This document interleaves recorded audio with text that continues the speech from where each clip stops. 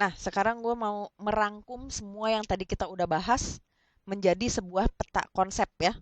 Peta konsep apa ya? Pastinya peta konsep ilmu ekonomi. Peta konsep ilmu ekonomi. Kita refresh lagi nih, inget-inget lagi. Tadi di awal-awal kita ngomongin soal apa sih? Soal kebutuhan ya, kebutuhan manusia. Kebutuhan manusia ini tadi kita bilangnya apa? Tidak terbatas, ya kan? Nah, lo masih ingat nggak? Kebutuhan ini bisa dibedakan berdasarkan apa? Macam-macamnya. Macam-macamnya dibedakan berdasarkan apa aja? Macam-macamnya ada yang dibedakan berdasarkan intensitasnya, ya kan? Terus sifat, kemudian waktu, dan yang terakhir adalah subjeknya, ya kan? Nah, macam-macam kebutuhan manusia ini yang tidak terbatas ini dipengaruhi oleh apa? Nih, kita tulis di bawahnya deh ya. Dipengaruhi dipengaruhi oleh apa aja? Oleh kondisi alam, ya kan? Tadi yang kita ngomongin beda cuaca, mungkin lu butuh beda pakaian gitu ya. Terus apalagi? Peradaban, ya kan? Terus agama dan kepercayaan. Agama dan kepercayaan. Ini mungkin pakaiannya dan barang-barang yang dibutuhkannya beda gitu kan. Terus yang terakhir adat istiadat ya.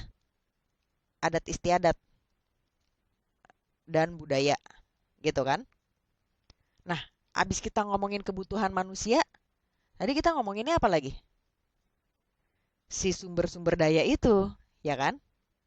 Sumber-sumber daya yang terbatas, ya kan? Nah, sumber-sumber daya ini masih ingat gak lo? Ada apa aja nih?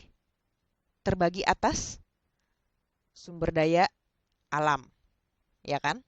Dan sumber daya modal. Cuma itu aja kan sebenarnya. Walaupun sumber daya modal termasuk juga sumber daya manusia dan teknologi dan informasi ya. Jangan lupa tuh. Jadi ini gue tulis aja deh, termasuk juga manusia dan eh, informasi dan teknologi, ya kan? Nah, dari semua ini nih, dari sumber daya yang terbatas ini, gimana caranya dia bisa memenuhi kebutuhan manusia yang tidak terbatas? Berarti kan di sini ada masalah nih. Yang satu terbatas untuk memenuhi ininya nggak terbatas. Berarti permasalahan di ekonomi adalah kelangkaan ya. Nih nggak boleh lupa nih. Ini masalah utama nih. Kenapa kita sampai akhirnya mesti mempelajari ilmu ekonomi? Karena kelangkaan ini. Jadi kalau kita balik lagi nih, sumber daya yang terbatas itu diapain sih nih? Ini pastinya kan diproses ya, melalui sebuah proses sampai jadi apa? Benda kan ya? Benda. Benda itu apa? Barang dan jasa, ya kan? Nah, terus barang benda ini barulah dia dikonsumsi oleh manusia. Ngapain ya? Untuk memenuhi, ya kan? Memenuhi kebutuhan manusia. Sebenarnya kan intinya ini aja, ya nggak sih? Cuma karena sumber dayanya ini sekali lagi nih terbatas dan kebutuhan manusianya tidak terbatas, maka kita kenal juga lah yang namanya apa? Motif ekonomi, ya kan? Jangan lupa nih, motivasinya, dorongannya, alasannya seseorang melakukan kegiatan ekonomi itu ya, yang berdasarkan apa? Prinsip ekonomi, gitu kan?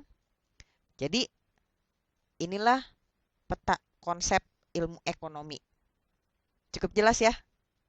Nah, kita lanjut nanti ke soal-soal latihannya, oke?